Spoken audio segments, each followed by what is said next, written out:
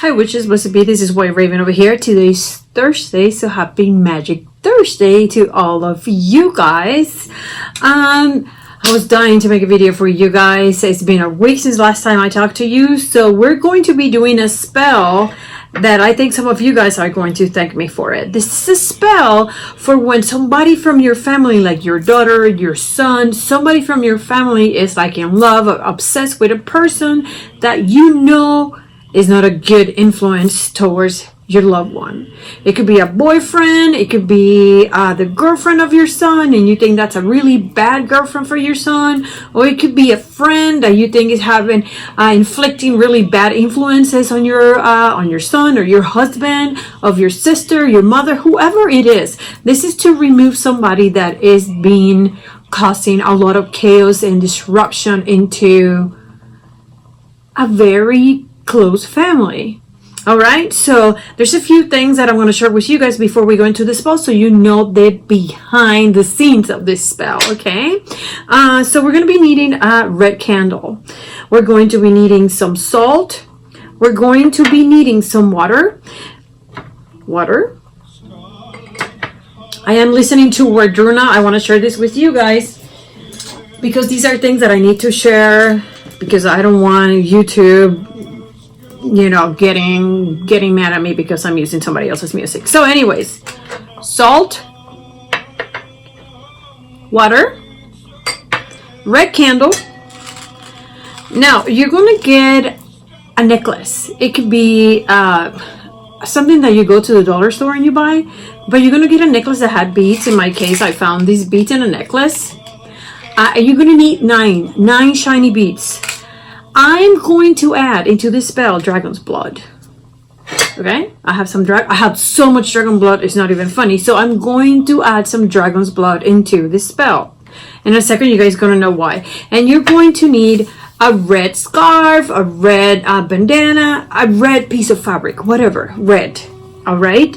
So now, this spell we're going to need the help of Santa Marta.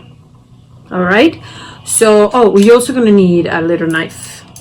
If you don't have a knife like this, any knife, or you know what, just your dominant hand, so it doesn't really, this is not compulsory that you use the knife. But we're going to be working with Santa Marta, Saint Martha. All right, so who is she? Why are we using this deity? Why are we using this saint? So obviously, you guys know that I love Judika. I have this book from her. I have most of her books. This is a really good reference book when you are using some saints. This one is for saints. I also have the ones for spirits and whatnot, but this one in particular is for saint, and I relate to this a lot because it has a lot of the Spanish saints and spirits that we use. Okay, so who is Saint Marta? Who is Saint Marta? Well, Saint Marta was the sister of Lazarus. If you know a little bit of the Bible, Lazarus was that person that Jesus resurrected.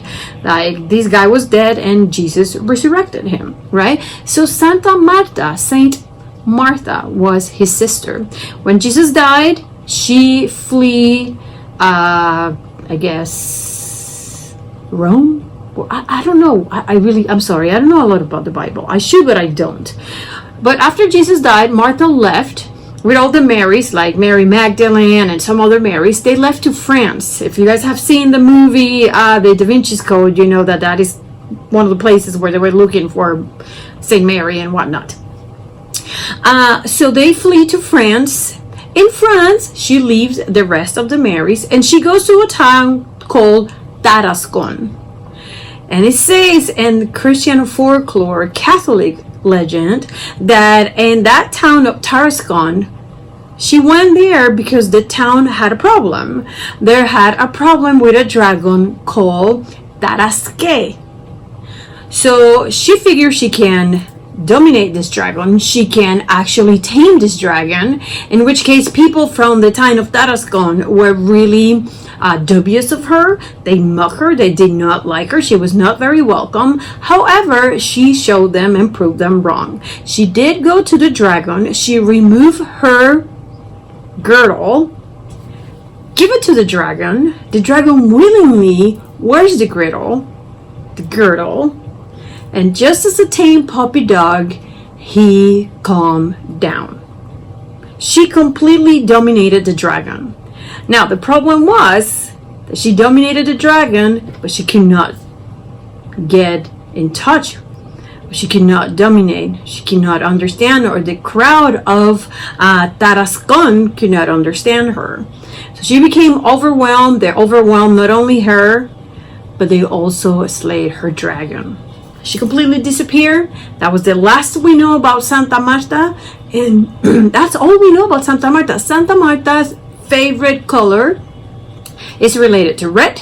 Her day is Tuesday. So this spell that I'm sharing with you guys, even though today's Thursday, we're going to perform in Tuesday. Tuesday color is red, hence the red that we're using here, which is also a color that we use to represent Santa Marta. Okay, I am using the dragon's blood to represent the dragon that she dominated. Santa Marta is used a lot in Spanish witchcraft to dominate people, especially in love spells. We call her Santa Marta la Dominadora. Saint Marta the Dominator. So we use her a lot for spells for love. In this case, we're going to use her to dominate this bad person that is a bad influence in your loved one. Okay, so this is how we relate the color red. Okay, this is why I'm putting some dragon's blood into my spell. Red to me also represents passion. It represents that very passionate love, and also war. So I relate this color not only to passion and love, very passionate love, but also war. So it's war for somebody that you love. So what are we gonna do? I hope this gives you a little bit of insight. This is a book that I really highly recommend from Judika. If you need to know things about different saints, it's a great to-go book, reference book for you to learn how to work with mystics and saints. Okay. There is also another book that I have that is about the Encyclopedia of Spirits, which talk about fairies, demons, and stuff like that. So we're going to have this over here. Let me get rid of this book because we don't need it anymore. I need to get my chant. So this is what we're going to do, guys. See if you guys can see. So I got my water in here. We're going to add 3 pinches of salt. We all know that salt is for protection. We can cast a circle using just salt. With your dominant hand or with your knife, we're going to trace across in top of that water. Okay? Again, we're going to trace across in top of that water. With your dominant hand or with your knife. And this is the chant that we're going to be chanting. Mother Martha, who slew your dragon with magical sacred water, protect with this blessed water so and so person from so and so person. So protect with this blessed water my daughter John Doe from this horrendous boyfriend that she had, John Michael, who fascinates, harm, and disrupt with dazzling destructive fire what was once a united family. You get where we're coming from, yes? Now, let's light the candle. Let's chant this again. Mother Martha, who slew your dragon with magical sacred water, protect with this blessed water so and so from so and so who fascinates, harms, and disrupt with dazzling destructive fire what was once a united family. So what are we going to do now? I'm going to move the candle a little bit. In your red bandana, scarf, or piece of fabric, whatever it is that you have, We don't need the salt anymore. We're going to put your beads, the 9 beads. We're going to put dragon's blood. If you don't have dragon's blood, you don't have to put dragon's blood. This is just very representative. Okay? And we also, I'm going to cast a circle with this magic water. Okay? Just sprinkle some water. And you're going to make a magic circle. Santa Marta, who slew your dragon.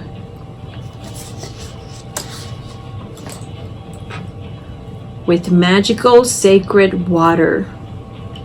Protect with this blessed water so-and-so from so-and-so who fascinates, harm, and disrupt with dazzling destructive fire what was once a united family. Some water B. We are going to wrap this.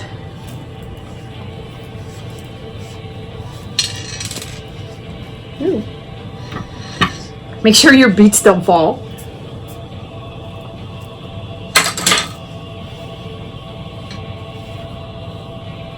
We're gonna wrap this up after today's little spell, little ritual.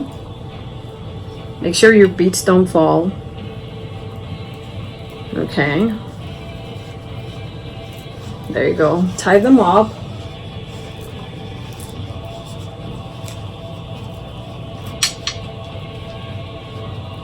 You don't have to tie them up in a knot. If you want something that you can turn, you can tie around it, go for it. Okay, so it's tied up. Put it next to your red candle, okay? Or put it close to your red candle because we're going to repeat every Tuesday for 9 Tuesdays. Today's the first Tuesday, 9 Tuesdays at night. You're going to repeat that chant. You're going to light the candle, repeat the chant for 9 Tuesdays. After you do the chant, you want to hide this close to the bed or to the room of the person that is being attacked, that is being persuaded, that is being influenced by this evil boyfriend, this evil girlfriend, this evil friend.